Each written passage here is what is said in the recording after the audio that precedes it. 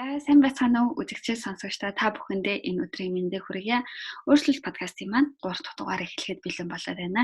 За энэхүү дугаараараа бид та бүхэнд JCI байгууллагын сенатор, хувь хүний хөгжлийн зөвлөх, маркетингийн зөвлөх, эрдэнэчийн ягчийг урьж оролцуулахаар боллоо. Та тэгээ бидний урилгыг хүлээж авсан подкастт маань зориулж цаг гарган оролцож эрдэнэчийн ягчтай баярлалаа.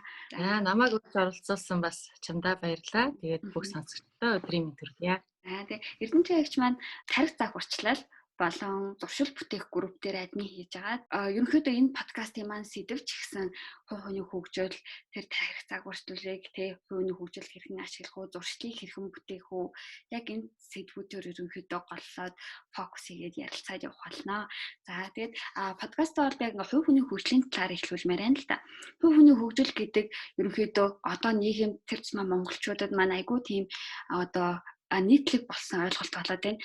Гэтэл зарим хүмүүс маань яг хувь хүний хөгжил гэдэг юу юм бэ гэдгийг бас яг ойлгохгүй, бас яг хувь хүнийг хөгжил гэж энийг хэлнэ гэдэг бас тийм тодорхойлолт ч гэсэн тодорхойлолт юм эсвэл үндсэн ойлголтыг нь зааж өгсөн тэр болгон юм байдаггүй бах.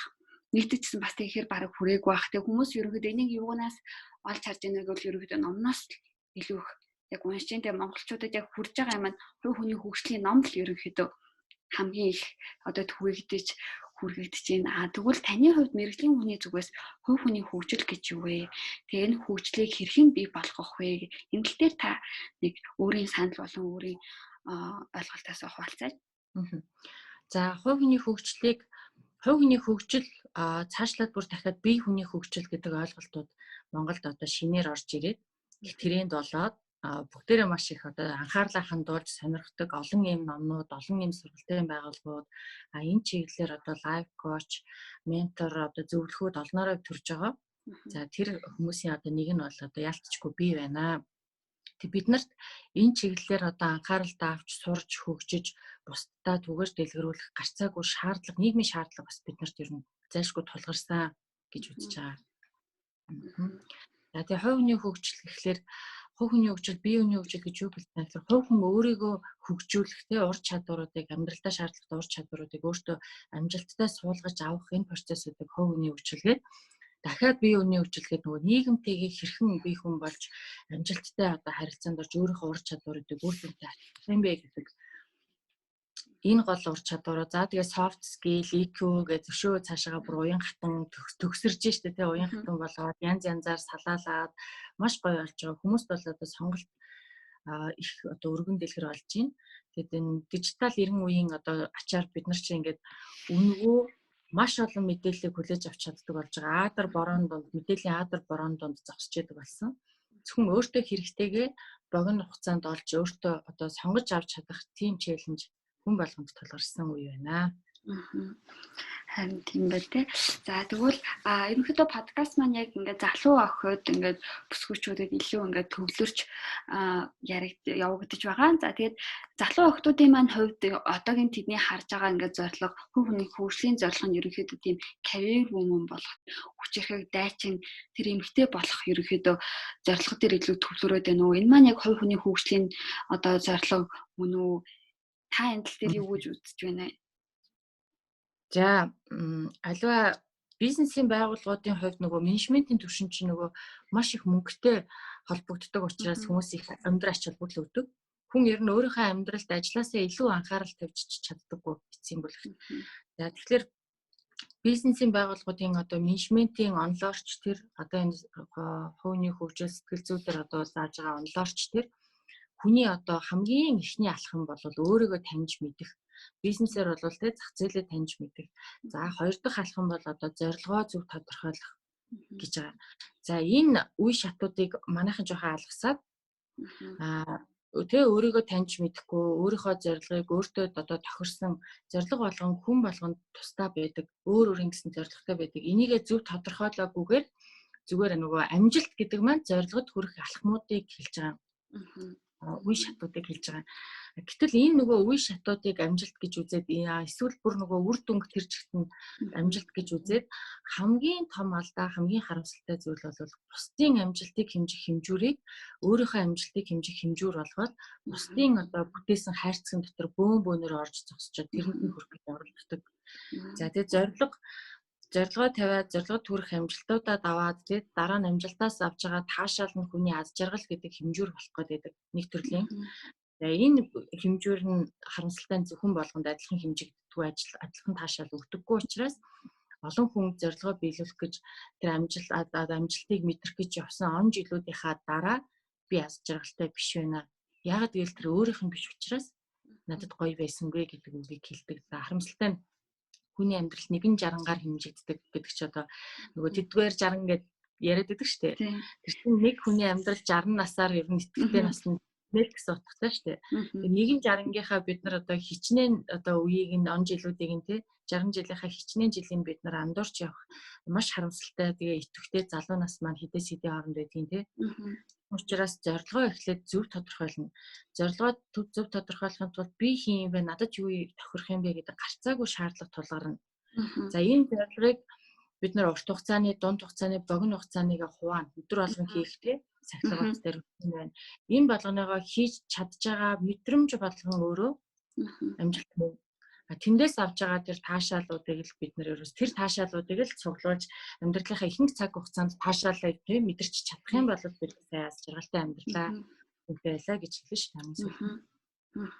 Тийм ч ойлголт байх учраас би бүх одоо залуучуудыгаа бүгдийг одоо амжилтанд хүрээрэй гэж уриалгахынхаа өмнө амжилт гэдгийг өөрийнхөө хувьд зөв тодорхойлоорой гэж хэлмээр байгаа. За их мөнгөтэй болохыг хүсэж байгаа хүмүүс байна. Зарим нь бол их алдартай болохыг хүсэж байна. Зарим нь олон хүнд туслахыг хүсэж байна. Зарим нь айлын сайн эзэгтэй байхыг хүсэж байна, тий? Зарим нь маш мундаг эрдэмтэн байхыг хүсэж байна. Тэгэхээр хүн хүний өөрийнх нь зорилго бол дахин давтагдчихгүй зөвхөн өөрт нь тавигдсан зорилго байх ёстой. Тэр хүн тэр зорилгодоо хэрхэн хүрж байгаа алхмуудыг бид нар амжилт гэж нэрлэнэ. Энийг бол одоо нөгөө хайрцагалж бүгдийг нь одоо адилхан одоо униформ өмсүүлж байгаа юм шиг өмсүүлэх бол боломжгүй. Жоохон өөрийгөө мэдхгүй өөр дээрээ ажиллахгүй байгаа хүмүүс хүний зорилгыг өөрийнхөө зорилго болгоод хойноос нь хүүний амьдралаа хэдэн жилээрээ өрнө. Тэгээд хүрсэн ч гэсэн тэр өөрийнх нь одоо хувьд нөгөө аз жаргал тэр амжилт зорилго гэдэг нөгөө тэндээс ирэх бенефит шүү дээ. Бид нар ч хамгийн гол нь тэндээс ирж байгаа таашаалыг л авах гээд байгаа шүү дээ. Тэр таашаалыг мэдэрдэггүй харамсалтай нь. Харамсалтай нь мөнгөтэй болох юм боловч тэр гоё одоо тийм мөнгөтэй болсны дараа хэвээр амар гоё одоо өөр нэг хүн ингээл амар мөнгөтэй болоод тэргээрээ гоё улаан машин авч унаал онгоцоор нисэл амар гоё аз жаргалыг мэдэрлээ гэж бодоход хин нэг нь яг тэр залуу шиг мөнгийг хийж чадсан мөртлөө яг тэр таашаалыг амсахгүй гэр бүлийн халуун дулаан уур амьсгал тийм модон байшинд 6 хүүхэдтэйгээ сууж байгаа гэр бүлийг өгүүлээд ич бас болох юм байна. Тэгэхээр ер нь бол зорилго гэдэг бол дахин давтагдчихгүй өөр өөрт нь хадгалагдчихэдэг. Зорилгодоо хүрж байгаа алхам бүрийг бид нар амжилт гэж нэрлэдэг. Амьдралын утга учир эргээд ярих гингод та зорилгодоо хүрээд тэндээсээ хэрхэн таашаал авсан бэ гэдгийг л бид нар хамгийн сүүлд хэмжих юм байна. Харин тийм. Одоо ингээ бас өмнөх оролцогч нар маань бас хэлжсэн л та. Ингээд өөрийгөө ингээ хамгийн залуу хүмүүс ингээ та юг зөвлөх вэ гэж асуусан асуултанд мэр хөвчлэн өөрийгөө ингээ олох хэрэгтэй, өөрийгөө таних хэрэгтэй гэдгсэн. Тэгээд аль болох эрс тарин төдөө чинээ те буцаагаад чиний амьдрал илүү утга учиртай болно гэд. Тэгээд өөрийгөө таних гэдэг, өөрийгөө олох гэдэг өөрөө маш тийм урт хугацааны явдлуу эсвэл энэ тал дээр одоо тийм магадгүй тэр процессыг жоохон хурцсах ч юм уу. Эсвэл тэр процессыг илүү нэг тийм хүнд ингээ нэг тийм практикл нэг тийм арга хэлье гэвэл та ямар аргыг зөвлөх байсан бэ? Одоо өөрийгөө олох гэж амар тийм нэг хийсвэр юм болох гээд байгаа байхгүй юу? Тэгвэл энийг тийм практикл болгохын тулд одоо залуус маань өөрийгөө олох гэж яриад байдгийн тэг яаж ч болох юм гэлвэл одоо тэгж асуувал та тэр үнд юу гэж хариулах вэ? За би наадхан дээр чинь дахиад нэг ойлголт нэмчээ. Би илүү ойлгомжтой болгож өгөх тул өөрийгөө бүтээх гэдэг үгийг сонгоё. За яа гэж юм гэхээр нөгөө үг одоо би ч өөрөө маркетингийн үндсэн мэргэжилтэй тий бараг 20 жилийн ингээд сурсан ажилласан туршлага байна. Үгийн сонголт гэдэг бол маш чухал. Үгээс хүн үгний язгуураас хүн ерөнхийдөө ухамсаргүйгээр тухайн зүйлийн агуулгыг хүлээж аваад тухайн зүйлээрээ одоо ингээд өөрийн мэдлэггүйгээр тэ нөө секретийн амт шиг ингээд хөөцөлдөж хэлнэ. За тэгэхэд өөрийгөө олох гэдэг үг тийм ч тохиромжтой биш. Яа гэвэл одоо бид нар өөрсдөө олохыг бүтээж олохыг ингээд хүсэж байгаа яг одоо би хэм блэ юунд дуртай байлаа гэдэг гингод нөгөө давуу талтай сул талтай байгаа шүү хүн чи өөрөө. За тэр байтугай тэр сул талуудаа хүлээн зөвшөөрөөгүй давуу талууд нөөрэт нь хангалтгүй одоо олдно гэсэн үг. Тэгэнгүүт хүн эндээс өөрөө цухтаачдаг. Би ийм баймааргүй байна гэж цутангууд нөгөө өөрийгөө олох процесс амар том зөрчилдөөн үүсэн гот ингээд сарнаад ингээд бүр төвхтэй болчихж байгаа. Чи хүртэл дөнгөж хэлж штэ өөрийгөө олно гэдэг нь ингээд те амар юм одоо тодорхой биш юм шиг санагдаж байна гэд энэ надад ч тийм санагдаж байсан. Тэгээ өөрийгөө олно гэж за тэгээ олчлаа тэгээ яахын дараагийнх нь алах юм гэсэн мөртөө тодорхой биш юм шиг санагдал. За өөрийгөө таньж мэднэ гэдэг бол одоо илүү одоо тийм ойлгомжтой олно гэхлээр чи нөгөө нэг онцгүй хүн олмооргүй шүү дээ хүн чинь зүгээр айтайхан хүн олмоор шүү өөрийнхөө дотроос айтайхан хүн олдохгүй болохоор олохгүй байх сонголт руу орчиход байгаа байхгүй юу хүн болгонд айтайхан хүн олдохгүй ягаад гэвэл хүн болгонд сул талтай даваа талтай өөрийгөө таньж мэднэ гэдэг нь зах зээлээ судална гэдэгтэй яг адилхан давуу талч байна сул талч байна гэдгийг бас арай илүү хүлээн зөвшөөрөгдөх одоо сонголт байгаа. За тэгээ өөрийгөө таньж мэднэгээ давуу тал сул талтайгаа олчихно. Гэхдээ яг үндсэнд одоо би цаашдаа ч гэсэн чамайг сонгож ярьж байгаасаа өөрөө ч гэсэн сонгож ярьдаг болсон үг маань болохоор өөрийгөө бүтээх юм байна. Өөрийгөө бүтээн гэдэг нь давуу тал сул талаа мэдээд те би ямар хүн блэ би одоо те энэ давуу талуудаа ашиглавал би ямар одоо амжилтыг өөртөө бүтээж чадах вүлээ би энэ сул талууд дээр ажиллахгүй болвол ирээдүйд надад энэ ямар төвөг болох вүлээ эсвэл би анхаарч явахын тулд би юу хийж явах ёстой вүлээ гэх мэт зүйлүүд дээр ажиллаад эхлэх үед би сая нөгөө нэг олохоосоо цухтаагаад олохгүй байх сонголт руу орчоод байсан тэр одоо эрдэнэ туяагаа тэр хүнийг би өөрөө бүтээн гэсэн үг юм бүтээсэн дүр маань өөрөө одоо бидний уг нь ингээд ерөнхий ойлголт бол нэг л зүйлийг яриад байгаа боловч үгийн сонголт маань ингээд 2-3 хувьдраар яригдаад байгаа тэр өөрийгөө бүтээсэн тэр эцсийн дүрээ би өөрийгөө оллоо гэж хэлэхэд илүү тохиромжтой. За тэгээд энэ нөгөө за бид нар бол одоо юу гэх өмнөх оролцогчд маань би чи одоо юу гэдэг насны хувьд ч тэр анхаарлаа хандуулж судалж байгаа зүйлийн хувьд ч тэр өшөө бүр мэрэгшиж тэ мэрэгчл болгож байгаа хувьд арай илүү мэдээд байгаа учраас арай илүү зэгцтэй байгаа. Дөнгөж гоё ингээд сурж байгаа оюутан залуучуудын маань хувьд өөрийгөө тань, өөрийгөө ол, өөрийгөө бүтээ гэх мэт үгнүүд чинь ингээд нөгөө маркетинг дээр гарцаагүй байдаг. Өөр шинэ үг олж тэ шинэ мэдрэмж төрүүлж шинэ сэтгэл хөдлөлд үүсэхгүй бол ингээд чихний хажуугаар урсж идэг болчдөг. Аав ээж үгэлдэг штэ. Босоод орох бол ажил үүс бүтдэггүй юу ч гэдэг тийм. Өдөр алган аав ээж хэлж яадаг учраас зүгээр л чихний хажуугаар урсж идэг болдогтой. Яг адилхан энэ мундаг тийм агуу том одоо ойлголтыг өөртөө багтаасан энэ мундаг ухагтхуунтай өгнөч гэсэн бидний чихний хажуугаар зүгээр л урсж идэг болчдөг. Тэгээд энэний учир зүг бас зөв гаргаж өгөхгүй бол энэ ярьж байгаа хүмүүс өөрсдөө нэг үгийг дундаа үг нь сонгож аваад те бүгдээ адилхан хэрэглэхгүй бол өөр юм яриад англи хэлнээс орчуулсан үгнүүдээ өөр орчуулж тавхиад ингээд авах юм бол нөгөө багийн ажиллагаа болохгүй багийн ажиллагааг та нийгмийн одоо өөрчлөлттэй нийгмийн сэтгэл зүй явж. Тийм байгаа. Тэгээ миний санал болгох үг бол та өөрийгөө таньж мэдээд өөрийгөө бүтээсэн дүрийгээ та өөрийгөө сая оллоо гэж хэлж болох юм байна. Тэр өөрийгөө би бүтээмээр байна. Би бүтээхийн тулд яах ёстой вэ? Ямар алхмуудыг хийх ёстой вэ гэж төвлөрөөрэй. Бүтээх гэдэг үгнээс эхлээрээ дөнгөж эхэлж байгаа хүмүүс аль гэж байна. Маш чухал ойлголт юм шиг санагдлаа. Одоо яг ингээд таны хэлсэн чинь нэрээ өөрийгөө бүтээх гэдэг нь илүү нэг тийм оновчтой юм шиг сонсогдож байна тий. Одоо тэгвэл та ингээд дараагийн асуудалтай байна. Бараг өөрөө гаргаад ирчих шиг байлаа. Өөрийгөө ингээд бүтээхийн тулд ингээд хэрхэн бүтээх вэ?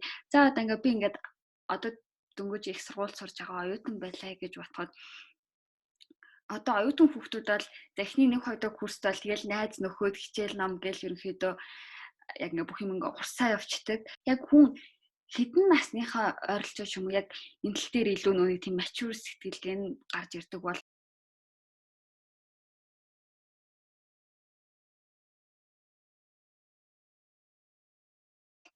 ингээд за одоо л нэг тийм өөрийгөө нэг тийм таньж мэдж байгаа нэг тийм одоо нэг өзөрөөс нь ингээд барьж авцсан нэг хэсэг залуус байгаа. Ахыгаа залуусын үед дараагийн алхам маань ер нь юу байх бол за нөгөө шилжилтийн нас гэдэг нэг үг гэдэг штэ тийм. Энд одоо хүүхэд байж байгаа том хүн болох гэж шилжиж байгаа үе шүү дээ тийм. Тийм үгээд одоо 13-аас 18 билүү тийм. Харагч ч юм уу ингэ явж байгаа.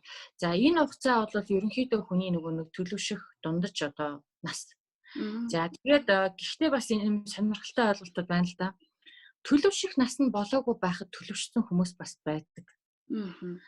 Төлөвшөх наст нь болцоод ахад төлөвшөөгүй хүмүүс бас байдаг. Тэгэхээр ерөнхийдөө байна шилжилтийн настыг маш чухал гэж үзээд байдаг. Энэ нийгэмд бие хүн болоход тэр хувь хүн одоо яаж өөрийгөө төлөвшүүлж байгаа тэр чухал үе байдаг учраас хүмүүсийг маш анхааралтай хандаарай. Тэр нас бол чухал шүү гэж хэлдэг. За тэгээ ерөнхийдөө одоо энэ өөрийгөө төлөвшүүлэх, өөрийгөө одоо бүтээж авах гад хамгийн одоо энэ чухал эзэгтэй одоо энэ одоо эхний тий эхлэл гэдэг шиг 50% гэдэг шиг эхний 50% хийж байгаа маш чухал насан дээр бол миний зүгээс зөвлөхөд бол үнэхэрийн одоо энэ зуршил гэдэг ойлголтыг л би маш сайн зөвлөмөр. Чи өдөр болгон тий амьдралын 24 цагийнхаа хэдийг нь үр бүтээлтэй ажиллаад өнгөрүүлээд сурна. Тэр одоо тэгээрэл тий хүүхдээ тийм л байна штэ. Ер нь бол бага ялангуяа энэ бага залуу наснд суулгаж авч байгаа тэр одоо зуршилыг одоо дадал хөвшил янз бүрээр хэлж байгаа тий. Би бас толгойг нэргүүлэхэд тулд зуршил гэдэг үгийг сонгосон. Монголд хамгийн түрүүнд орчуулж гаргаж ирж энэ хүмүүст ойлголт өгсөн ном бол зуршлын хүчил гэдэг ном байсан. Англи хэлээр habit гэдэг үг байдаг. Habit гэдэг 2-3 болгоод байгаа гэдэггүй тий. Тэгэхээр зүгээр л зуршил гэдэг үгийг би сонгоч хүмүүс нөгөө шүмжлэх гэдэг учраас тайлбарж байгаа. За тэгээд энэ зуршил бүтээгээд одоо энэ зуршлаа бүтээгээд явах юм бол зуршил чинь бүртгэхээрээ амьдралын хэв маяг болж хувирна. Амьдралд хэрвээ хор хохирол нөлөө үзэн тийм муу нөлөө үзүүлж эхлэх үед донтолт гэж нэрлэнэ. Айтайхан нөлөө үзүүлж эхлэх үед бол эрүүл амьдралын хэв маяг тийм их зөв амьдралтай хөшүүрч гэх юм зөв хандлага гэж ярина. Сэтгэлийн хувьд бол хандлага болж хувирна. За энийг одоо суулгаад авчих зуршил болгоод нэг хэдэн жил чинь тий хэдэн сар чинь хөдөлмөрлөө суулгаад авсан байхад энэ таны зүгээр л ирээдүйн амьдралын хүүхдэл чинь хэв маяг болж сууна. 21 хоногт хэцүү санагдхаа болж эхэлнэ тий 3 сар болж эхлэхэд ерөнхийдөө болох одоо суур тавигдаж эхэлнэ. 1 жил болчих юм бол за одоо тий ерөнхийдөө зуршил суулаа гэж үзэн за 5 жил болсон зүйл бол насан турш их болно гэж байгаа. Гэтэл тийнейж буюу тий тэр 13-аас 19 насны хооронд тэр 5 жилийг яг ирээдүйд тий хүүхдлээ би ямар хүн байхыг хүсэж байгаа яг тэр байдлаараа суулгаад авч чадах юм бол ирээдүйд тийм л амьдралаар амьдрна. Гэхдээ ямар ч багдгүй тий хичээл зүтгэлгүй, зовлон шаналлгүй, хөл юугаа ингээд гоожуулаад, хамлаад тэгээд одоо юу гэх нэг махран зүтгээд авах шаардлагагүй та зүгээр тэгэл мэтгэд тэр хүссэн амьдралаараа өдөр бүр амьдрдаг хүн болж хувирна гэж байгаа. За гарцаагүй нэмж хэлэх ёстой зүйл байна. Таны зүгээс тэг нөгөө хувь хүн өөрөө яаж хичээж болно? Нийгмийн амьд учраас тий нийгэм танд хүсүүсээгөө маш өндөр нөлөө үзүүлнэ. Тэгэхээр та энэ нөгөө хүрээлэн буй орчноо зөв сонгох бол одоо гарцаагүй чухал. Одоо тий таны найз нөхөд хэн байх юм? Та ямар сургуульд сурах юм? Хамт олон чиг хэн байх юм? Тэр хүмүүстэйгээ яаж харьцдаг байх юм гэдэг өөрөөсөө үл хамаарах орчныг та харин сонгож чадна. Удирдах чадахгүй ч гэсэн сонгож чадна. Тийм болохоор тэрийгээ зөв сонгоорой. За тэгээд одоо ирээдүйд хэн байхыгаа одоо яг энэ чухал насны дээрээ суулгаад аваарай л. Тэгвэл яг хоёр дахь алхам бол зуршлаас эхэлэх юм байна тий. За тэгээд таас яг өөрөө нөө зуршил бүтээх групп гээд группийн админ байж байгаа. Тэгээд одоо групп дээр маань ингээ ямар ерөнхийдөө ингээ зуршлууд нэг төвчүүлээд нэгнтэйгээ тийм хамтдаа явдаг. Тэгээ нэгэндээ ингээ урайлдаг. Групп дээр маань ямар процесс, ямар үйл ажиллагаа ерөнхийдөө их хвшлэн явагддаг вэ? Залуучдаа гэсэн би ингээд линкийн энэ бичлэгнийхаа доор оруулчихъя. Тэгээд залууч маань гэсэн бас сонирхоод үзээрэй. Тэгээд өөрт хэрэгтэй зуршлыг бас өөртөө хэвшүүлэе гэж бодож исэн зуршлуудаа бас тэн дотор бас тийм коучуд, тренерүүд бас байгаа бах. Та энэ тал дээр бас ингээд хуваалцаач тэр группийн талаар бас дэлгэрэнгүй ярьж өгөөч. За би яг энийг ярихын тулд нэг жижиг урагшлууд группийнхаа урталт нөгөө яагаад нийснийгаа ярих хэрэгтэй байна. Би чинь админ биш группийг нөгөө үүсгэн байгуулж хөгжүүлсэн. Тэгээ одоо админ өөрөө. За тэгэхээр анх тарих зааварчилгээд пэйж нээж ажилласан байгаа. Тэр пэйж дээр сэтгэл судлалын чиглэлээр одоо би ч их сургууль сурж байгаа хүн байгаа. Тэгээд бие дааж судалж байгаа одоо сургуульд заалгасан энэ одоо их мэдлгүүдийг knowledge sharing гэдэг нэртэйгээр лайвууд хийж хуваалцдаг байсан. За тэгээ монголчууд ч нөө сэтгэл судлал чинь цоошин салбар учраас бидний хувьд л шин. Гэхдээ энэ бол бус шинжлэх ухаан дотор бараг хамгийн хуучиндаа ордог. Тэгээ хөгжилтэй орнуудын хувьд л хэдэн зуун жилийн хөгжсөн салбар. Тэгээ Монголын хувьд шин байгаа учраас хүмүүсийг айлгаж нөгөө айц давтуулахгүй тулд их хөгжилтэй хэлбэрээр, сонин хэлбэрээр маркетинг мэргэжлэр ажиллаж байсан олон урлаг соёлын алдартай хүмүүсийг таньдаг. Тэр хүмүүсийгээд урьдчилаад хамтдаа ингээд лайв хийдэг байсан. Тэгээ энэ хүмүүстэй хамт хийж байгаа энэ одоо ажлууд маань хүмүүст нэгдүгээрт маш хүрж исэн. Хоёрдугаарт хүмүүст хүрэхдээ ингээ хүний бүр ингээ амьдралыг өөрчиллөө. Одоо тийм маш их урмын, талархлын үгнүүдийг бас ингээ илгээмжээр маш их бэлгүүдийг авч ирсэн. Хүмүүс тэгж ихээр талархаж эхэлсэн. За тэгэхээр би энийг яаж илүү олон болгох вэ? хүмүүсийн амьдралд нөлөөлж болж байгаа юм байна. Энийг яаж илүү олон болгох вэ гэж нэгдүгürt бодсон шалтгаан. За хоёрдугаар бодсон зүйл болохоор энэ зуршил гэдэг маань хүний амьдралын талыг нь эзэлдэг. Бидний хийж байгаа бүх үйлдэл, бүх бодол, бүх шийдвэрийн тал нь зуршил байдаг. Бид нар за би өнөөдөр нэг ингэчий гэж бодож байгаа боловч тэр нь урт болон дунд болон богино хугацааны зуршлуудыг л бид нар давтчихийдэг юм байна амьдралдаа. За энэ зуршил өөрөө биднийг одоо сэтгцийн хувьд ямар нэгэн асуудалд өртөх юм бол түрнээс гарахныг гарцуулж чаддаг. За Монголд саяхан л 4.1 гэж байсан чинь одоо сүүлийн мэдээгээр 3.2 сэтгэл зүйн ямар нэгэн асуудалтай байна. Ямар нэгэн зүйлд одоо шаналж явна л гэсэн үг. За энэ бол одоо бид муугийнх ерөөсөө биш. Бид нар ямар нийгэмд амьдарч байгаа тий өөрөөсөө үл хамааран аюул олон асуудал өдөр болгон даван туулж байгаа учраас одоо ойлгоход бол хангалттай хинээч буруутгах үндэс байхгүй. Хин ч арчаагүй дэ одоо тийг шаналж байгаа бас биш. За энэ хүмүүсийг зуршил гэдэг нь өөрөө нэг шийдэл юм а тухайн одоо асуудлаас нь гаргах нэг аврал юм а гэдгийг мэдээд энийг гарцаагүй их хэрэгтэй гэж бодсон. За яа гэвэл Монгол сэтгэл зүйн салбар шинэ учраас сэтгэл зүйч нар олон биш цөөхөн. Тийм учраас нөгөө одоо энэ олон эрэлт хэрэгцээнд бол хүрж байгаа хүн бол байхгүй. За энэ цөөхөн сэтгэл зүйч дотроо бол одоо энэ шинэ салбар учраас мэрэгчлэнгүүд нь ч гэсэн шинхэн байгаад байгаа учраас яг одоо ингээд нарийн мэрэгчсэн тий одоо үеийн өв залгамжилсан удаан одоо боловсролын систем нь хүртэл чанартай болоод хөгжсөн тийм одоо мундаг сэтгэл зүйч нар бол одоо бүр маш цөөхөн. Тэгэхээр энэ нөгөө хүмүүс өөртөөгөө бие дааж туслах, өөрийгөө аврах тийм эрэлт хэрэгцээ үүссэн учраас хүмүүс бие даах орчинг нь бүрдүүлж өгье гэд. Тэгээд энэ одоо олж авсан мэдлэг тэр төрөөхөн байлстай нөх хувь хүний чадвар гэдэг урд чадварыг суулгаж авахд одоо би чинь бас сургагч багш болж мэрэгч байгаа. Сургалтын хамгийн одоо том нэгэн хэсэг те 30% нь юунаас хамаардаг вэ гэхээр тухайн багшийн хичнээн мундаг одоо ойлгуулж заасан зүйлийг давтаж хийхгүй юм бол ямар ч ухаантай хүн мартчихдаг. Тийм учраас давтаж хийх тэр орчинг нь бас бүрдүүлж өгье гэдэг үгнээс зуршил бүтээх группийг 12 сард эхлүүлж гисэн байна. За тэгээд энэ групп дотор маань болохоор сэтгэл зүйн арга техникүүдийг энгийн зүгээр сошиал орчин дотор бүрдүүлж өгсөн.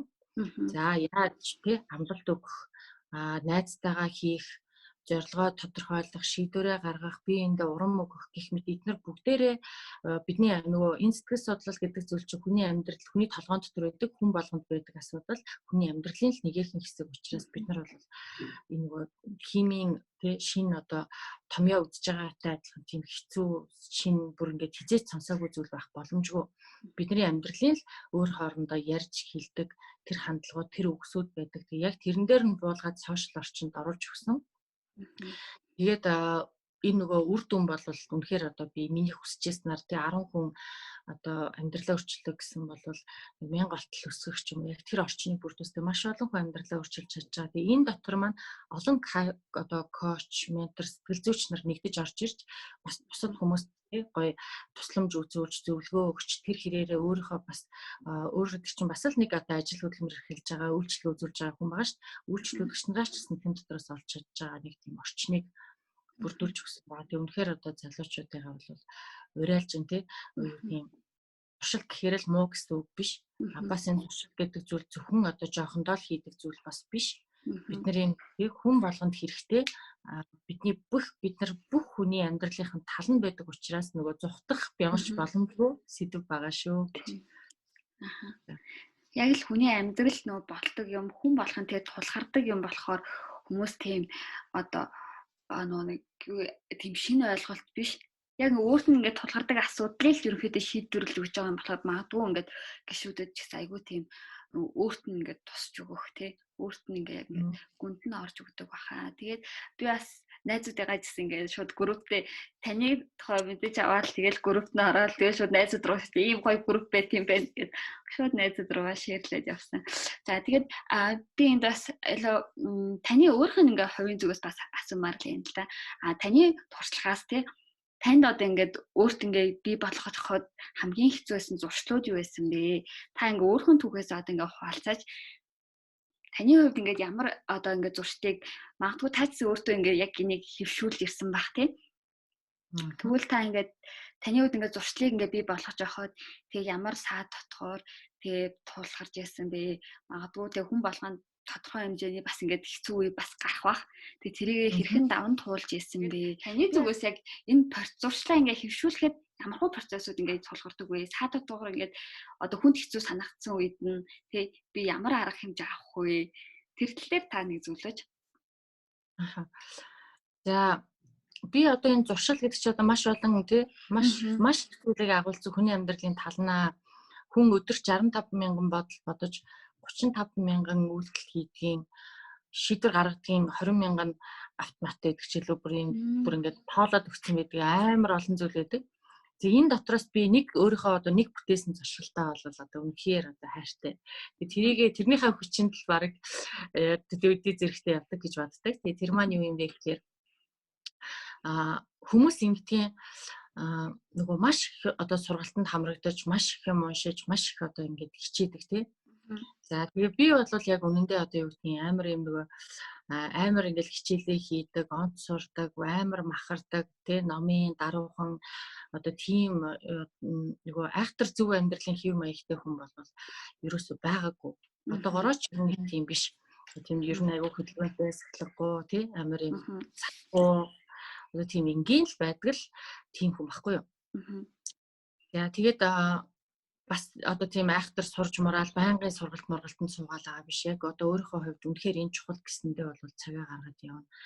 За тэг гэрийн даалгавар бол ер нь хизээнээсээ маш муу хийдэг, бараг хийдгүү. За гэхдээ намайг эндээс одоо нэг зуршил аварж байгаа нь юу юм бэ гэхэлэр одоо сурагч багш болоод бүр яг гоё онолтой тий техниктэй амар сайн ойлгоод тий энэ надад тусалж исэн байна, маш их тусалсан байна гэдгийг ойлгосон зүйл мань юу байсан бэ гэхэлэр хүмүүс яг сурж явах процесс дээрээ амар одоо тийм одоо аргатай, техниктэй бас идэвхтэй оролцох хэрэгтэй байна. Бид нар чи ингээл хичээл дээрээ ингээл тий зарим нь унтаал, зарим нь ингээл хийхгүй таслаад тэгснэ дараа нэгнийхээ дэвтрийг авч яваал гэртээ хараад уулаад юм уу тий эсвэл хараад хийчихнэ гээл ч юм уу тий тэгж үздэг тий хараад ингээл амар нөгөөдгөө давтдаг байвал энэ мэдээж маш сайхан одоо зүйл мөн, маш чухал зүйл мөн. Гэхдээ энийг илүү хялбархан, илүү товчхон болгож, илүү танд амархан болгож өгөхнийг арга нь та яг хичээл дээр сууж явах үедээ анхаарлаа 100% хандуулаад тэг зөвхөн сонсоод өнгөрөхөш оролцчихдаг. За энэ ингээд нөгөө нэг зөвхөн чихээр авсан мэдээлэл эргээд та санахад 2 хоногийн дараа асуухад 20%-ийг нь л сана, 80% нь мартна. За сонсоод хараад тий ингээд үзэж байгаа зүйлийнхаа дэлгэцний цаанаас үзэх юм бол одоо 40 орчим хувийг нэргээ санаа. За дахиад ингээд тий амьд харилцаанд ороод асуугтаа тий нөгөө презентац болоо явчихдаг. Нөгөө заал танхимд. Тийм болоод яг хичээлдээ очиж суух үед жишээ нь тий гэх юм бол 60-70% хүртэл санаад. За яг сайхан тоглоод дунд нь оролцоод инээж хөргөөд одоо сүүлийн үеийн гой шин сургалтууд болохоор тийм арга багийн ажиллагаатай сургалтууд хийдэг болоод байгаа чинь таны ингээд тоглож явах үедээ хүмүүс ингээ айгүйх инээгээд хөөрөө сэтгэл хөдлөлт ч юм уу тийм ингээ сэтгэл хөдлөлт үүсгэж байгаа шүү дээ гой мэдрэмжүүд төрүүлээл энэ эргээд таныг бүр ингээ 100% хүртэлч юм таныг эргээд тэр заалгасан зүйлээс хамж явах тэр боломжийг бүрдүүлж өгдөг. За эргээд энийгээ давтгал одоо хэрэгтэй болчиход байгаа нөгөө заавраа бүрэн суулгаж авч байгаа байхгүй инсталл хийж байгаа байхгүй өөртөө. Хүмүүс болохоор нөгөө нэг ангидаа айгүй тийм бүрэг даруухан тий жоохон ингээд ичимхий ч юм уу эсвэл жоохон итгэхгүй ч юм уу хандчаад гэртээ хараад ганцаараа биеэ дагаад ингээд суудлаа гэж үздэг. Яг нь суралцагч нар бас дотроо дөрөн төрөл байдаг тий зарим нь бол ганцаараа, зарим нь сонсож, зарим нь харж, зарим нь оролдож үзэж сурдаг ч гэдэг юм. Гэтэ ер нь бол нийтлэгээрээ энэ бүх хүмүүсийн хамаарах шинж бол та оролцоод тэр сэтгэл хөдлөл мэдрэмжийг төрүүлж чадах юм бол 100% хүртэл санаа. Энэ би өөрөө нөгөө нэг даалгавар аягүй муу хийдгийг мэддэг байсан болохоор энийг ерөөсөө сурчлаагүй шүү маш муу одоо муу сул тал маань. Тэгээд хичээл дээр байхдаа бүтгөө цээжилж авахгүй бол нөгөө яг одоо л энийг ойлгож авахгүй бол би чинь аягүй муухай бичдэг байхгүй хамгийн гол нь. Тэр лекц гэдэг чинь гараар бичдэг байсан. Амар муухай чинь бичигээд бичгээ хүртэл гаргахгүй аягүй төвөгтэй надад. Тийм гол тэгэхээр нөгөө бичиг унших нь надад маш зовлонтой учраас багшаасаа илүү их ойлгож толгоороо шууд хийхийг санаархдаг. Тэгэл энэ яасан багшаа тэр яасан багшаа уучлаарай гэж байгаа л асуугаал тэгэл мэдээж яриг бусдтай төвөг болохгүй л тэрийг зохицуулна л да. Баял багшаагаа хичээл тарангууд дагаж гүгэл багштайгаа найзалгаал тий. Тэрийг ингээл дахиж нэг яриулчих гал чинь ингээл агиух оролддог. Тэр одоо тим ур чадвар, тим одоо зуршлыг өөртөө суулгаж авсан байлээ. Тэгээ би энэ надад яг одоо энэ тэг сурагч багш болоод ирэхэд хүн яаж юм сайн сурдаг вэ гэдэг тэрийг зааж эхлэх үед тэр хичээлүүдийг үзэх үед яг энийг л зуршил болгож авах хэрэгтэй юм хүмүүс. Хүмүүс болохоор ингээд гарц шийдэл хүсэл маш их юм сурна. Алийн амьдралыг хэрэгжүүлэхгүй бол тий цоочтой авдарштай л адилхан шүү дээ. Нөгөө цоочтой алтаа төгжөд өгч байгаа хуйжаа шиг л өгөх шүү дээ. Ер нь бол аюул тэр алтан тий нөгөө нэг бас кинонд гардаг нөгөө хулганы эцэцэн байдаг шиг тий мэдэр чинь цаг үеийн өнгөрөхөр хинд ч хэрэггүй болчих. Тийм болохоор амьдралдаа тэрийг өөрийн болгож суулгаад санан хичээгээд авах өөрийн мэдлэгээ хийдэг үйлдэлүүд л болгоод авчих таахаа.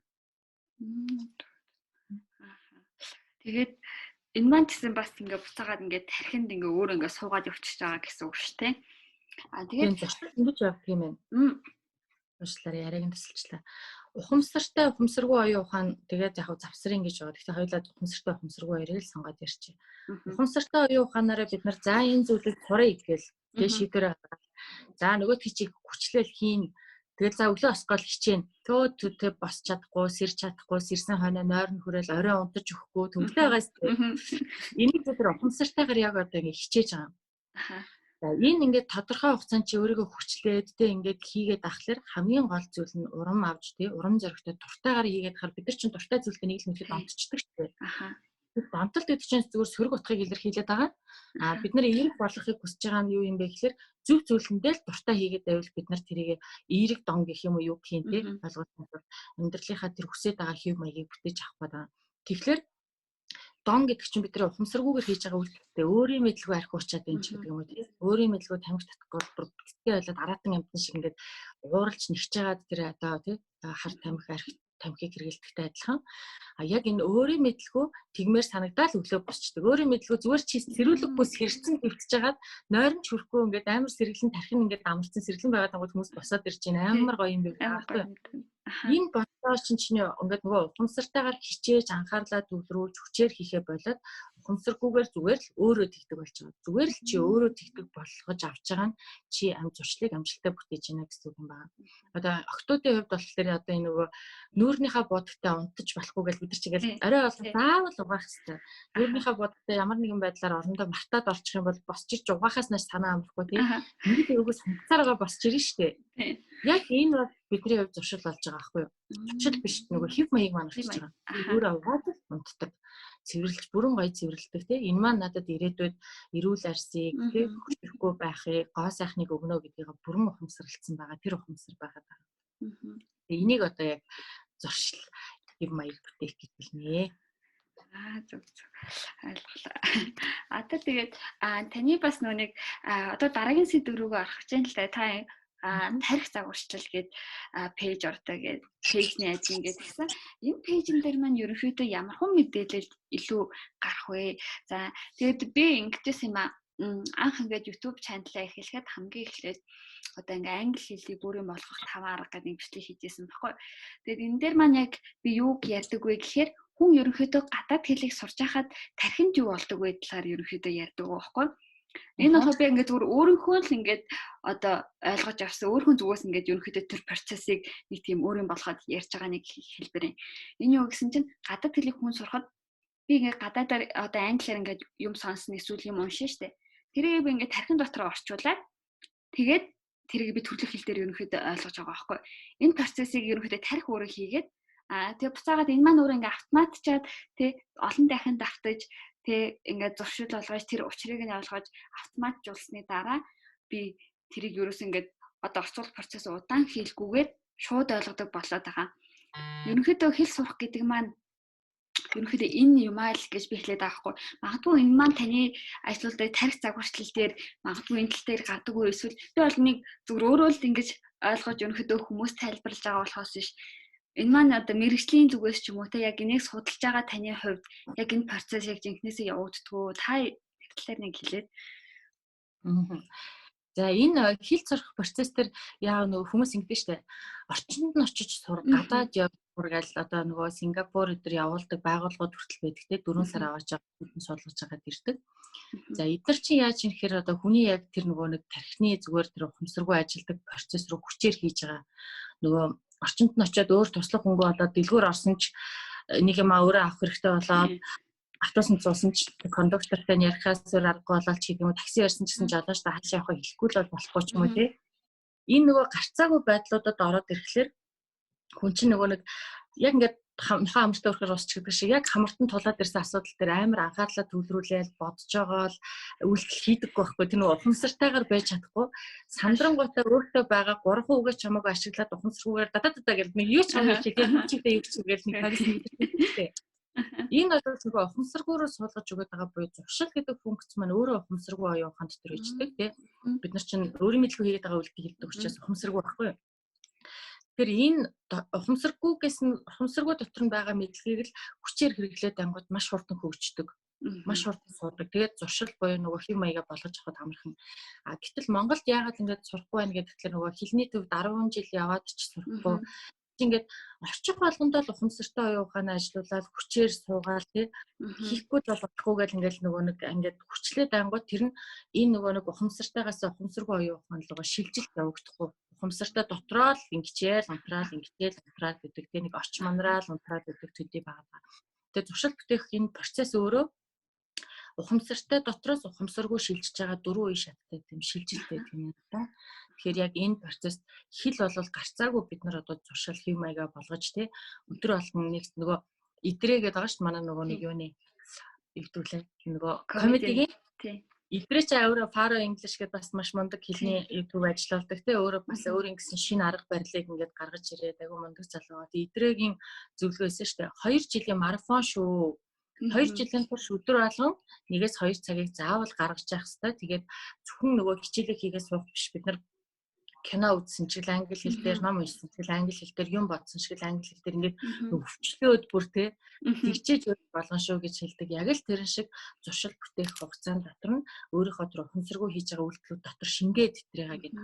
Тэрс зөвхөн танхимд 7-3 өдөр очиод 2 цаг суучингуудаа англи хэлтэй болохгүй л андаа гэх бол хөнжиг болчиход байгаа байхгүй. Тэгээ групт маань маш олон хүн бас англи хэлбэр сонь юм орж ирж байгаа штэ. Ямар юм блэ? Интернет хэлчихлээ. Юу гэвэл бүр ингээд амар өргөц хүн болгоны хэрэгцээ шаардлага өөр ахгүй. Тэгээ нөгөө таны мэдэн зорилгоо өөртөө тохирсныг тодорхойлно гэдэгтэй адилхан. Тэгээд хүний амьдралын 50% нь болохоор гайхалтай сонин содон зуршлууд ч юу. Зөв. Тарих загварчил дээр одоо та нэг өөрөө судалж байгаа зүйлээсээ ингээд тийш залуус нэг тийм ойлгуулъя мөн пэйжээ бас нэг танилцуулъя. Энэ пэйж маань яг юуны талаар гарах бол та пэйжийн талаар бас ярилцаач. За тэгээ пэйж маань болохоор би бодол ер нь маркетингийн салбар маань сэтгэл судлалын салбартай аягүй хосолж ажилладаг салбар байгаа. Тэгээ маш олон жил маркетинг гэдэг маань өөрөө олон нийтэд ажилладаг. Нэг хүнд очиж юм зарахыг борлуулалт гэж хэлнэ. Маркетинг гэдэг бол зах зээлийн удирдлага гэсэн үг тий. Тэгээд одныг хамарсан одоо тэр олон хүнээр юмаа худалдаж авахулах тэр одоо урлаг бүлээн зөвшөөрүүлэх тэр урлагийг маркетинг.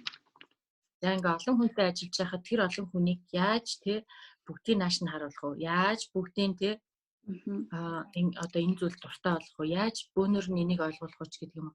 Ингэж ажиллаж эхэлжсэн. Тэгээд тэр бол цэвэр хүний сэтгэл дээр маркетинг хэрвээ чамд шууд чи манай энийг ирээд тодтолдоод ав гэж чи ирээл авчиж болдог байсан бол маркетинсаа дахин байхгүй шүү дээ тий. Боловч дараа тавиал чи ирээл авчиж байгаа маркетингийн одоо салбарын 5% л гэж хэлж болно.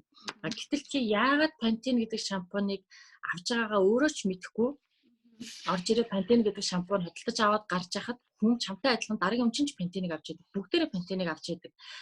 Чи өөрөө шийдвэрээ гаргаад би энэ шампуныг хөдөлж авлаа гэж бодсон боловч хойно нь маркетингийн бүтэн баг ажиллаад маркетингийн асар өндөр төсөв зарцуулаад та нарыг олуулаа ирж авна гэдгийг мэдж байгаа учраас хүн хүч өрөлт барааны таталт бүх юма бэлдсэн ингээд сууж идэг. Ажил явуулсан байдаг. Тэгээд хүмүүс өөрсдөө мэдгүй ирээд авч байгаа буюу тэр хүмүүсийн сэтгэл зүйг удирдаад үйлдэл хийлэгчж байгаа шүү дээ. Энэ ажлыг маркетинг гэж нэрлэхээр бид нар гарцаагүй сэтгэл зүй хийсэн л байгаа нийгмийн сэтгэл зүйн тодорхой нэг үеийг одоо ашиглаж тий ажилтаа бол хослож ажилласан гэсэн. За энэ үүднээсээ дараа нь ингээд сэтгэл судлаар яг бакалаврын зэрэг горлоод их сургуульд орж сурж байгаа. Одоо их өвөл диплома аваад сэтгэл зүйч болох хүн байгаа. За тэгээд зөвхөн одоо барууны зүүнний соёл гэж байна. Ойлголтууд бас өөр байна. Арга барилууд бас өөр байна. Зөвхөн ингээд нэг талд баригдаад авахгүйгээр интернетээс маш олон зүйлийг бас нэмж судалж байна. энэ бүх олж авсан мэдлгүүдээ ингээд миний амьдралд бол одоо гайхалтай өөрчлөлт, гайхалтай одоо амар амгалан бэлгэлж чадсан. За энийг ганцаараа ийм их цаг хугацаа, ийм их мөнгө төгрөг зарцуулж, ийм хөдөлмөр болж мэдэж аваад өөрөө тайвшрангуудаа за гоё ялаа гэд унтаад өгч амар харамсалтай байсан учраас тэрийг нээсэн.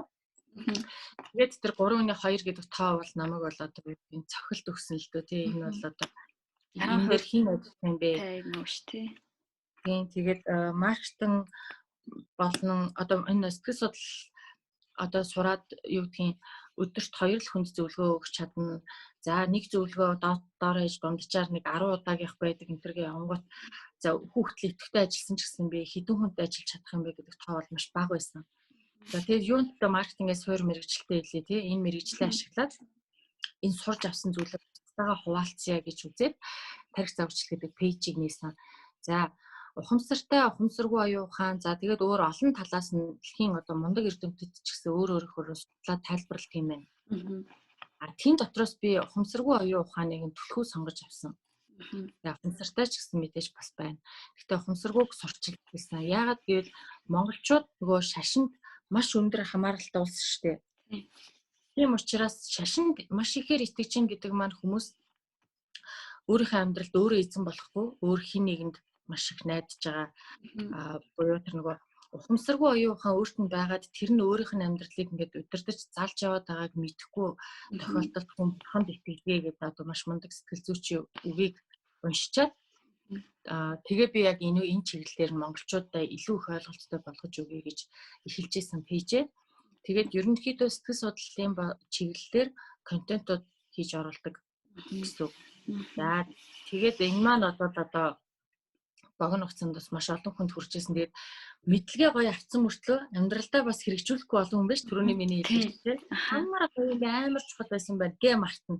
Тэгээд юу 3 сарын дараа дахиад нөгөө нэг лам дээр орчоод асаа илүү хооштой хүмүүс. Тэгэхээр тэрхүү өөртөө ажиллаж хамгийн одоо бидний хийх ёстой хамгийн чухал зүйл бол өөртөө л ажиллах ёстой шүү дээ.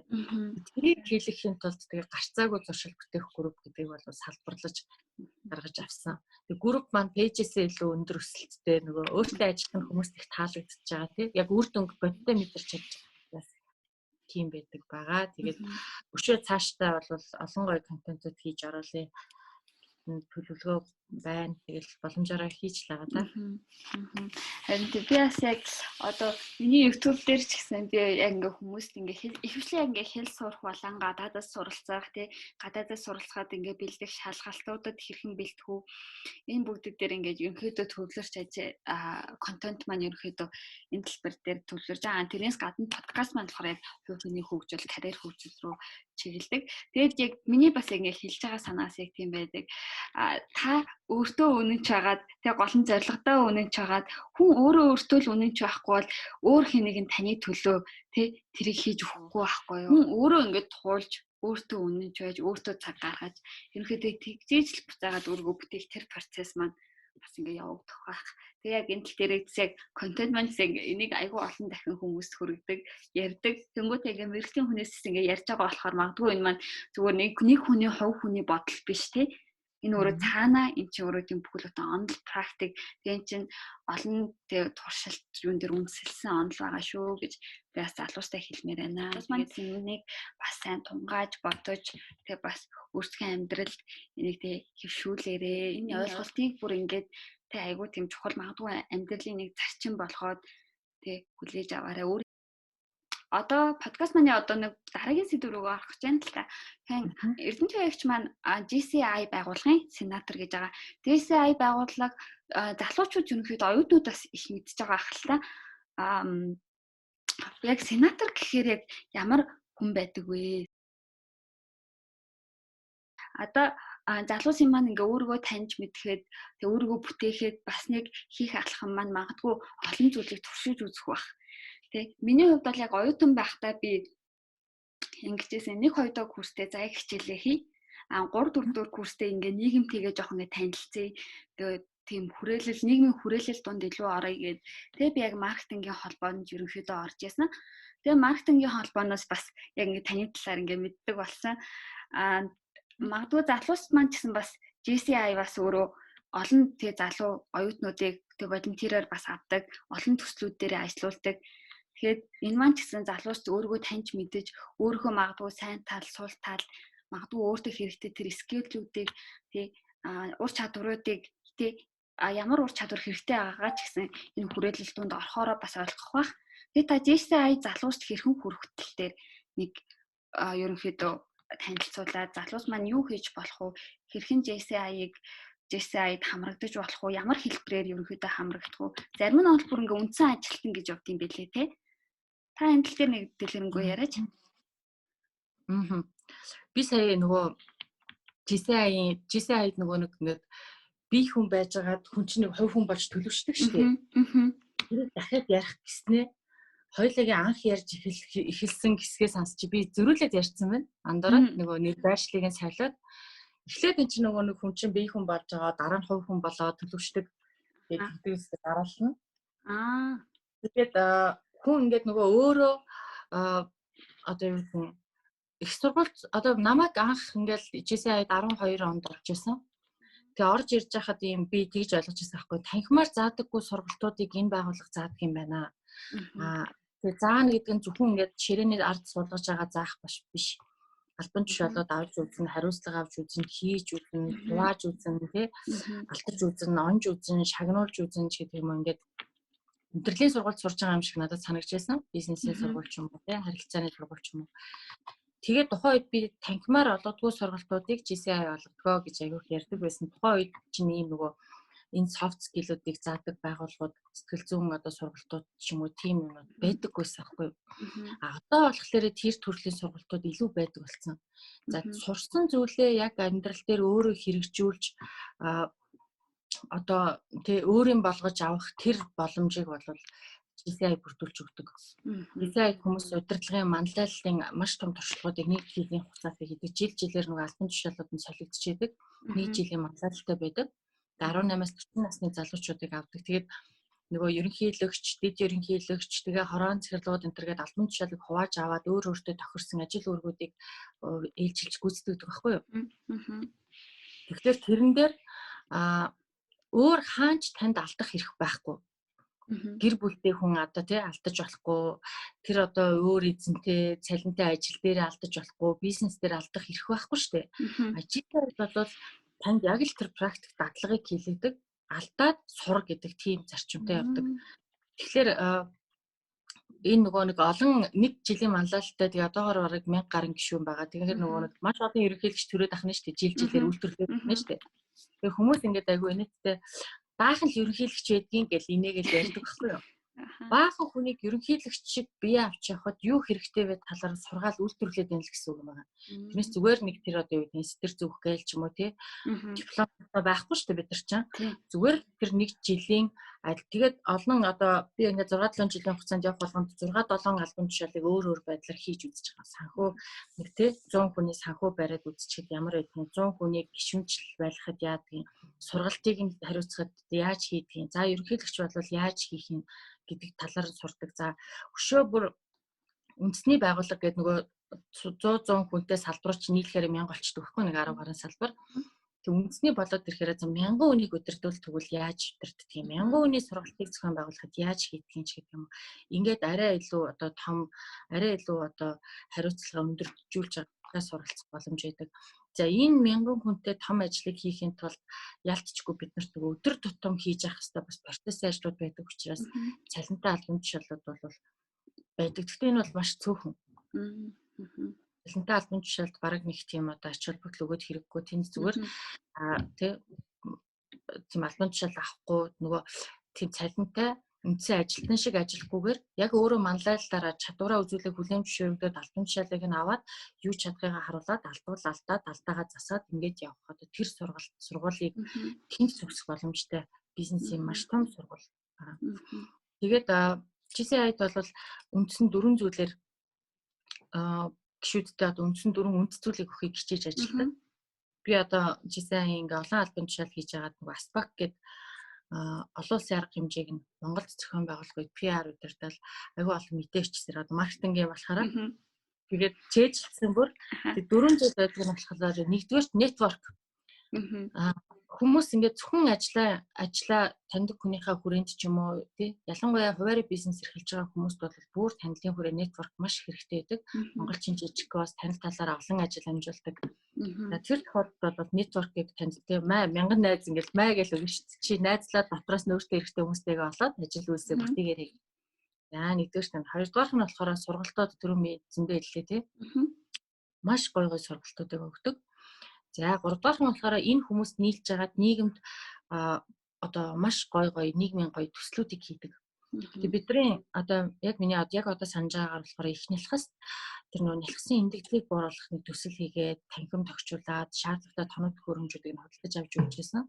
Тэрний үр дүнд одоо их нялхсан эндэгдэл маш олон тоогоор буурсан байдیں۔ Би яг тоог нь мартаж. За энэний дараа надад ямар мэдрэмж төрж исэн бэхээр би хизээч ганцаараа хүний амь аварч чадахгүй байсан. Бид нар олуулаа нийлсэн учраас энэ олон хүний амийг хүүхдийн амийг аварсан. Энийг аврахад би нэг хүүхдийн юм уу эсвэл би 10 найзтайгаа нийлээд нэгийг аварцсан л гэсэн үг шүү дээ. Энийг ганцаараа бол хийж чадахгүйс энэ одоо ингээд нийгэмдээ үзүүлэх эерэг энэ нөлөөний боломжийг олгодгийг. За тэгээ хамгийн сүүлийнх нь бол бизнес боломж олгодог буюу маш их тийм одоо бизнес юунууд хийдэг. Арга хэмжээнүүд хийж олон бизнесийн түншүүд, эндээс хөрөнгө оруулагчид, хамтран ажиллагч нар одоо түншүүд, худалдаа авагч нар эндээс бий болдог. Яа за ерөнхийдөө бол ийм. За нэг зүйлийг бол гарцаагүй нэмж хэлхийг хүсдэг. Өстой маркетингийн үнэд энэ GSI-ийн талаар бас ингээд одоо муу хэлэх тохиолдлууд бас байдаг. За их саудж जैन, за их одоо цаг дэмий үржинч гэдэг юм ингээд янз бүрийн яриануд бас байна. Тэр намайг холигдчихлаа. Тэгээ GSI авсан чинь тэр тим хүн намайг гарч ирээ холигдчихлаа. Холих хүмүүс байдаг ч гэдэг юм уу. Энэ нөгөө GSI байгууллага гэдэг маань идэвхтэй иргэдийн нэгдэлчлүүд одоо тэгж бас тодорхойлдог. Тэгээд төрийн бас байгууллага сайн дураараа нэгддэг байгууллага учраас энэ нөгөө ажил биш учраас үндсэн ажилласаа гадна илүү нийгмийн одоо энэ идэвхээ нэмэгдүүлж оролцож байгаа гэдэг үгтнээс идэвхтэй хүмүүс л цуглардаг байхгүй юу. Тэгээ мянган ширхэг идэвхтэй хүн нэгд ор цугларчхаар чинь зүгээр нэг адар бороо орж байгаа юм шиг л бид нар нэг арга хэмжээ бол үндэсний арга хэмжээ бол ингээл нэг хэдэн зуун хүнтэй арга хэмжээнд дэр яваад очиход энд ч инээгээл тэнд ч тоглоом хийгээл тэнд ч дуун хадаал одоо тийм амар их бужигнантай байдаг. Одоо юу гэм би урд нь ажиллаж байсан нэг байгууллагынхаа шинэ жил дээр очлоо гэж бодоход нэгтлэнгийн гişрээ намгүй байх жишээтэй маркетингийн нийлдэд ахад тэнд одоо харуул хамгаалтынхан болохоор одоо юу гэм барилдаж тоглож байгаа жишээтэй ч юм. Тэгээ ингээд хүн өөр байдаг. Учираас уур амьсгалч гэсэн ингээд зарим газараа өндөр, зарим газараа намгүй юм байдаг. Гэтэл GSI гэдэг чинь менежер болон түүнээс дээш албан тушаалтай идэвхтэй иргэд нэгт ор цугларчхаар намгүй байдаг булан олдохгүй. Ер нь бол бүгд юм болж байна гэдэг. Энэ том хүрхрээ, энэ том адар борон дотроос хүн юу хутгаж авч чадж байгаа нь уг тэр гишүүний өөрийнх нь одоо цэвэр хувийн ур чадвар. Өнөөдөр би нэг пост хийсэн групп пэйж хоёртаа хүн бол өөрийн гэсэн шанахтай байдаг. Тэр шангаараа тэр том хүрхрээнээс юу хутгаж авч юм бэ гэдг нь хүн болгоны шанган доторх өөр.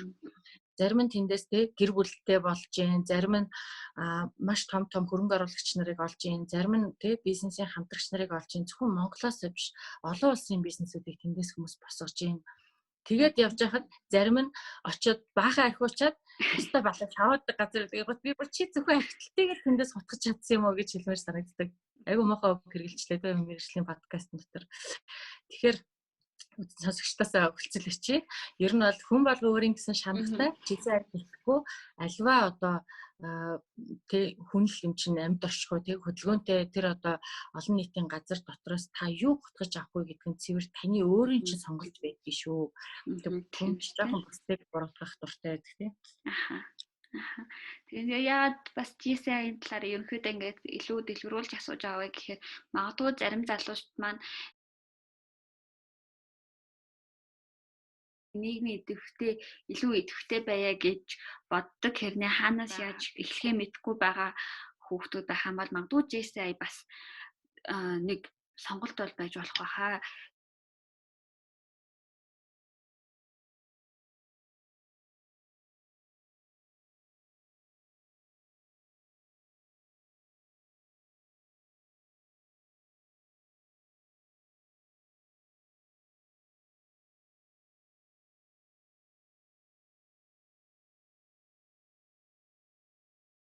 та нар өөрсдөө таньж мэдэх магадгүй бусдад суралцах нийгмийн хүрээлэл байна гэдэг хүн өөрийгөө танихад илүү бас өөрийгөө нээхэд бас илүү тийм гол юм түлхэц болж өгдөг гэж би бас боддог юм аа.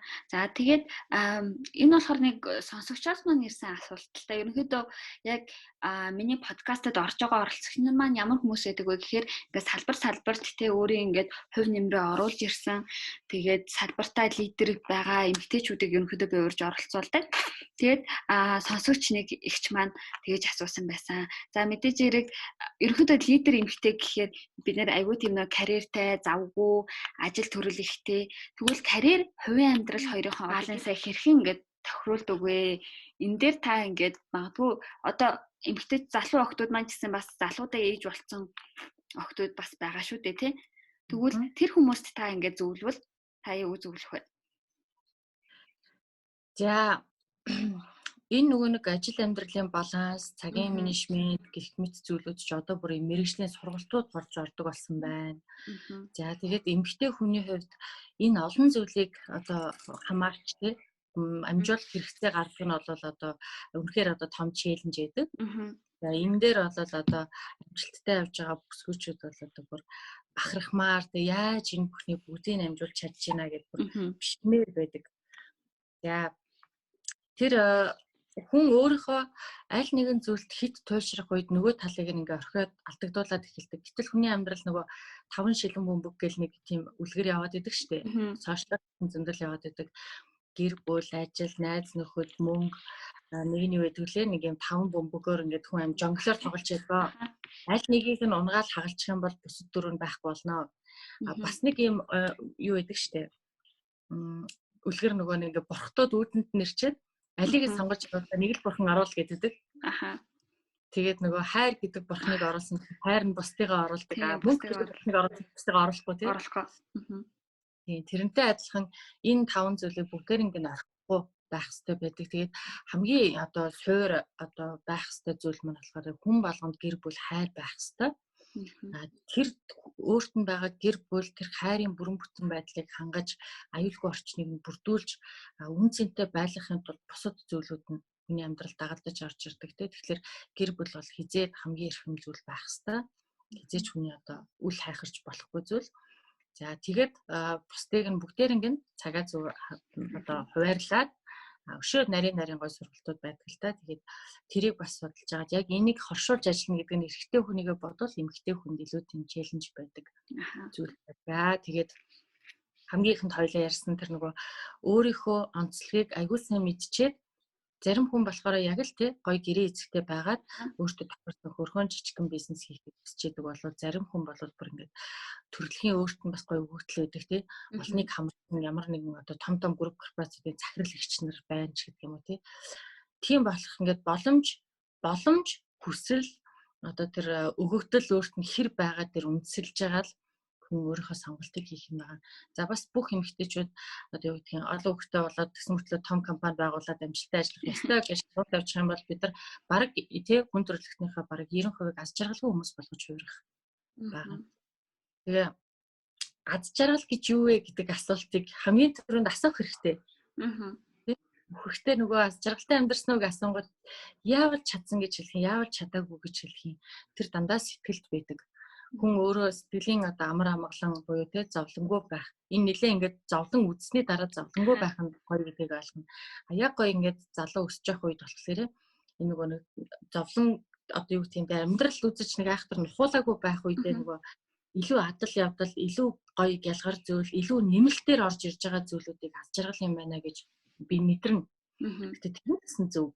Яг одоо таны төрж байгаа мэдрэмж, яг одоо танд одоо төрж байгаа тэр таашаал тэр өөрөө таны одоо жаргалтай байгаа эсхийг гэлтгтэй хизээч нөгөө донтолттой бол харьцуулах гэж байна. Тэгж хойдож мушгиж бол бас болохгүй. За баярлалаа. Ингээд дэлгэрэнгүй ярьж өгсөн. Одоо ингээд подкаст маань ерөнхийдөө өндөрлөгт өгч байна л та. Тэгээд өндөрлөгтөө би нэг 2 асуултыг ерөнхийдөө яг зочдоосоо асуудаг юм аа. Нэгтгэх нь болохоор за та ингээд 20 настайдаа энийг мэдсэнсэн бол гэдэг асуулт байгаа байхгүй. Та 20 настайд энийг мэдсэнсэн бол гэж бодож исэн зүйлс байгаа юу? Одоо би нэг тийм ном уншиж ирсэн байхгүй. Тэгвэл хүн болгонд бас нэг тиймэрхүү юм байд юм болов уу гэж бодоод илүү залуу байхтай энийг мэдсэн бол арай өөрөө хасан болов гэд тий. Аха. Би ер нь бол яг сая чамаг хэлэхлээр нэг аягүй цэгцтэй бодож үзлээ тий. Өмнө хэзээ ч ингэж бодож байгаа юм. Гэхдээ хамгийн ихээр яг ингэж төрж байгаа мэдрэмж бол байна. Ялангуяа сүүлийн үед би 20 настайдаа сэтгэл судлал гэдэг зүйл мэдчихсэн бол ер нь бол сэтгэл судлалын салбар Монголд хөгжсөн байсан бол надад ямар хэрэгтэй байсан юм бэ гэдгийг л үнэхээр сайн ойлгож байна. Тэгвэл магадгүй залуус маань ч гэсэн энэ тал дээр бас би бас яг энийг айгүй сонирхолтой сэтгэл судлал, сэтгэл зүй хамгийн гол нь ч өөрөө хүнд ингээд тохиолдоод байдаг зүйл байхгүй юу.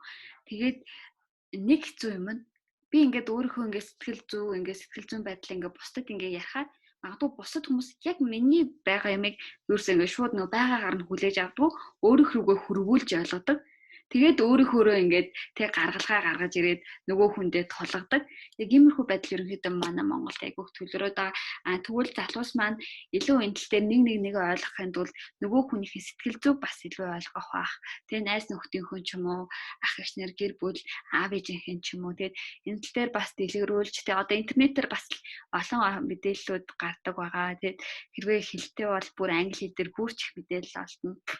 Тийм болохоор залуус маань энэ тал дээр илүү тийм нэг ойлгоё тий сэтгэл зүй гэдэг зүйл тал дээр бас их ач холбогдол өгөөсэй гэж хүсэж байна. Тэгээд магадгүй та нар тий залуус маань бас ингээд 40 хүрчээд би тэр үед л энийг ойлгох байж гэж хэлэхгүйгээр тий яг ингээд боломж байгаа дээр нь илүү ингээд цаг завыг бас зарцуулаасай гэж хүсэж байна. За дараагийн асуулт маань болохоор нэг юм юу гэдэм аа ерөнхийдөө ном санал болгооч гэдэг дээ. Таны хувьд ингээд сонсогчд маань ямар номыг санал болгох вэ? Уншаасай гэж боддог. За одоо энэ нөгөө хувь хүний хөгжлийн чиглэлийн номнууд байна шүү дээ. Энийг бол одоо би хүнийг бүрчлэн аягүй сайн уншаасай гэж хүсэж байгаа. За яа тэгэхээр түрүүх хоёлээсээ сэтгэл судлалын салбар хөгжсөн байсан бол гэж аягүй харамссан зүйл нь болохоор одоо ингээд тэг 40-од наснд ирээл сэтгэл судлалыг ABC-г нь үзэл сууж хахад маш их зүйлийг би мэдэхгүй байгаа надад ингээл мэдэгдэж байгаа. За жоохон мэддэг болол эргээл харангуут маш олон найзууд маань ABC-чгүй явж байгаа нь ингээ мэдэгдэж байгаа. Өөрийнхөө одоо тэр стрессийг тайлж мэдэхгүй, өөрөө бусдад стресс үүсгэж болдог ч гэдэг юм уу тий. Тэгэхээр одоо чи ингээ Америкт сурж байгаа охин чи мэдж байгаа гадны хүмүүс тий ингээ харилцааны хувьд, ойлголтын хувьд, хандлагын хувьд шал өөр гэдэг штеп. Бид нарыг ингээд тий 3 настай цэцэрлэгт явж байгаа л ангийнхаа хүүхдтэй муудалцаад ороод ирэхэд ч юм уу тий эсвэл юу гэх чихэр нууж иж байгаа л ардаа нуугтан л миний хүүхд ингэж болохгүй заавал тий хэлж байгаа даваарай зөвшөөрөхөр аваарай хэрэг тарсан бол хэлээрээ гэхдээ тэргээ зөв илэрхийлж сураарай ч гэдэг юм ингээд найз болж болохгүйгаараа чиний буруу болол тэрийг хэлэх ёстой ч гэдэг юм ингээд зүгээр л хүмүүжил дотор зүгээр л нийгмийн тэр соёл дотор энэ зүгээр шингэсэн амар хүүхдэд аваачингуудаа сэтгэл судлалын хичээлдээ суулгахгүй л байгаа шүү дээ. Ингээд энэ хүмүүс суугаад ирэхлээр одоо ингээд нөгөө гадны Холливуудын кино ч юм уу тий Френдс дээр амар их анзаарэгддэг. Тэднүүд нь болохоор Френдсгийн кино үзчихсэн үү? Үзчихсэн. Одоо ер нь үзег хүн байлгүй шүү дээ. Харин одоо тэрэн дээр бүр ингээд амар тод жишээ гардаг байхгүй юу? TV гэдэг нэг юм тий зүнтэй ч юм шиг сүнстэй хайрдаг ч юм шиг мэдрэмжтэй ч юм шиг нэг юм амар өрмөц нэг бүсгүй гардаг. Тэгээд нөгөө модыг амьд гэж үздэг. Шинэ жилээр нөгөө гацуур оруулж ирээд шимгэлэх гингууд наадах чинь амьд мод авчирсан байна, алдсан хүн амны хэрэг байна гэдэг барьдаас алдгүй тийм найзууд нь тэр хүний сэтгэлийг нь ойлгоод бүгдээрээ нөгөө өгсөн мод авчирч тавьж байгаа засаад ингээд баярлуулдаг шүү дээ. Энэ бол яг энэ л ахгүй ерөөсөө ялгаа нь тэр нөгөө нэг хүн тэрийг амьтаал гэж бодож байгаа бол тэр хүний хувьд тэр нь амьтай. Гэтэл бид нар Монгол хүмүүсийн алдаа юу гэдэг вэ гэхээр цаад хүнийхээ өөрийнх нь онцлог, өөрийнх нь үнд зүйл, өөрийнх нь одоо тэр өвөрмөц байдлыг нь огтонч хүндлэхгүйгээр мод бол амьгүй чи юу яриад байгаа юм бэ? Эн чинь ингээд те ингэдэг байхгүй юу гэдэг тэр хүний үнд зүйлийг бүр ингээд үгүй хийтлээ гүрийн. За тэгээд хоёлаа гурлаа нийлчих юм бол бүр буруу амьдралдаг хүн юм шиг тэгээ бүр утгыг алдагдуулаад барыг амьдрахлын ямар ч утгагүй үнц зүйлгүй амьдрах сонирхолгүй болтол нэгнийгаа ингэж гомдолчоод гомдоохч өвхтэй бүр үгүй хийх юм байгаа юм сэтгэл дотор нь хичээл би найз нь л юм чи өмнөний хэлэхгүй яах юм тий энэ чи буруу яриад байгаа юм чи яах юм? Яа гэвэл тэр хүний зөв гэж бодож байгаа нь бас тэр хүний дотор л байгаа зөв гэдэг хэмжүүр байхгүй юу? Бид нар монголчууд энийг би өдөр болгон харж чадна. Өдөр болгон гараад хоёр хүний ярианыг хажуунаас нь хараад яг энэ өөрийнхөө зөв гэснийг нөгөөдөгтөө тулгаж байгааг харж чадж байгаа. Гэтэл барууны соёлтэй гадаад хүмүүсийн ярианд яаж хандж байгаа, тэр кинон дээр биеиндээ яаж хандж байгаа хандлагаас тэр хүний зөвгөө бодцсныг хүндэлдэг дандаа. Тэр хүний сонголтыг дандаа хүндэлж идэг. Өөрийнх нь амьдралд үнэхээр одоо ямар нэгэн бодиттой нөлөө үзүүлэхгүй л бол хүндэлж идэг. Энэ бол цэвэр тэр хувь хүний, бие хүний төлөвшил, хандлага, хэв маяг болоод ингээ айл хизэнэ суудсан. Яагаад би энэ хүний хандлагыг, энэ хүний үнд зүйлийг хүндэх ёстой вэ гэдгийг хинээрч сургуулаар заалгаагүй байгаа байхгүй. Бид нар маш оройтож одоо сурж байгаа. Нөгөө 20-тай залуучуудаа харамсуулахын тулд бид нар одоо бүр career change хийгээл мэрэгчлээ солиол буцаагаал энийгээ ингээл өгөхгүй л маш их цагаа өрөөл өнгөө өндөл олон зүйлүүдийг хийгээл ингээл явж байгаа нь битгий над шиг эргэж харамсаасаа гэсэн үгнээс гэж чаддаг. Энэ ойлголтуудыг нэг удаа танхимд очиод 2 цагийн сургалт аваад 50,000 төгрөг төлөөд сурчдаг ч юм бас биш. Тэр хүмүүс амьдралынхаа турш баг багаар олж авсантай адилхан энэ чиглэлийн зүйлүүдийг анхаарлаа хандуулад төвлөрөөд олон чим номны ард гарах бах хичээж өөр юм болгож сууж авна. Тэгээд анхаарлаа хандуулж төвлөрнө гэдгийг 2 цаг сайхан төвлөрөөд уншчихаар гэж битгий ойлгоорой. Эцэг төвлөрдөг юм шүү дээ. 2 сарын турш зүйлээр амьсгалаад ахаар тэр таних болчдөг. 2 сарын турш тэг гоо сайхан гэж юу юм бэ гэдгийг судлаад ингээл тэ тас мөсөд тэгэл яваад нэг л үтгэд тийжил хийдэг болж хувирдаг. Яг л энэний дагуу говийн хөгжлийн чиглэлээр олон гоё ном уншаарай л гэж. За баярлалаа. Хоёулынхан подкаст бүр ингээд айгүй нөгөө сонирхолтой байгаа даа болохоор бүр цагны ингээд группүүд болон пэйжүүд ч гэсэн ингээд бас яг ингээ өөрхөн сурсан мэдснээ бусдад ингээд түгээх яг энэ ерөнхийдөө зорилготой байгаа. Энэ түгээх гэдэг зүйл ерөнхийдөө өөрөө маш чухал ах гэж би бас ингээд сонсогчдод хэлмээр байна. Түгээх нь өөрөө туслах юм шүү. Нөгөө sharing is caring гэдэг штэ тий. Одоо монголоор яг сайн би гоё орчуулж чадахгүй байна л да. Гэхдээ та энэ бичлэгийг түгээж ийна гэдэг та өөрийнхөө сурсан зүйлээ бусдад ингээ ярьж ийна гэдэг өөрөө тэр хүнд бас энэ зүйлийг ингээ суралцахад гэдэг тэр нэг гал дүлхийг ингээ бадрааж байгаа юм шүү. Тийм болохоор залуус маань хамтаа тэгээ суралцаж нэг нэгнтэйгээ хамтаа хөгжих нь нэг баг болохын тий гол чухал зүйл. Тэгээ бас энэ бүхнийг хэрэгжүүлэхэд ч гэсэн хамтрагчтай нэг нэгнтнээ урайлдаг нэг нэгнтэйгээ ингээ тийм болохоор бүгдээр нэг тэгээ хуваалцаарай. Бас нэг нэг тэгээ өөрхөн бодсон, мэдсэн зүйлсээ ингээ хуваалцаад нэг нэгнээс ичдэг битгий байгаарай.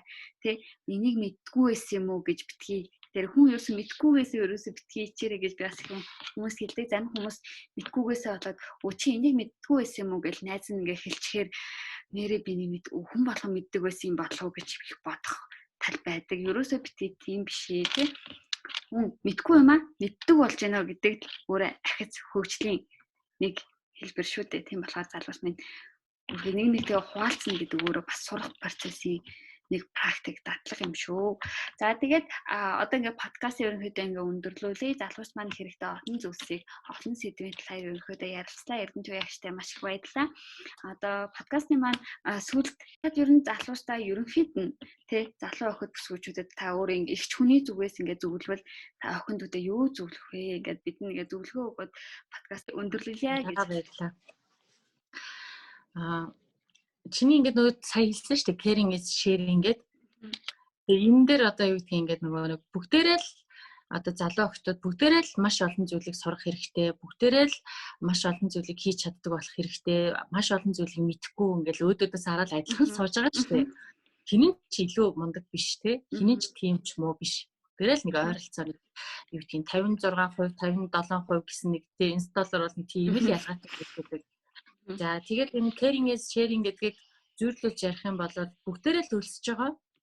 Тэгэхэд би ганцаараа нэг тасх олцоод, чихэр олцоод, нэг уут чихэр олцоод тэрийг ингээд керманда хийж яагаад ганцаараа гаргаж ирж чамаг цаашаа харж байгаа хооронд ганцаараа идчихэд тэгээл яваад байгаатай яг л адилхан зүйл. Энэ тэгээд танд хэвийн санагдаж байна уу, зүгээр санагдаж байна уу, гоё санагдаж байна уу тий?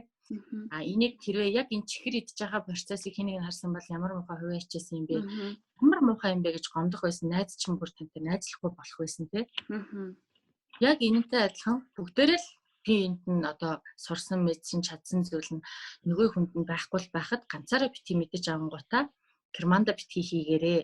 Та ингээд амьдралаас тий баг надаарч одоо зөвлөлтгүй олон зүйлийг өөрсдөө мэдж байгаа. Нэгнийхээ мэдж байгааг нөгөөх нь мэдгүй байгаар л ялгаатай байгаа. Тэгэхээр төрүүлж мэдсэн нөгөөдхөндөө хэлээд тэгээд нөгөө зуршил болдог шиг хамтдаа хийгээл би энэ дөрмөг бол туслаад кэрин шерингээл явах юм болол тэгээд ямар ч асуудал, ямар ч одоо хүнд хэцүү зүйл энэ амьдралд байхгүй.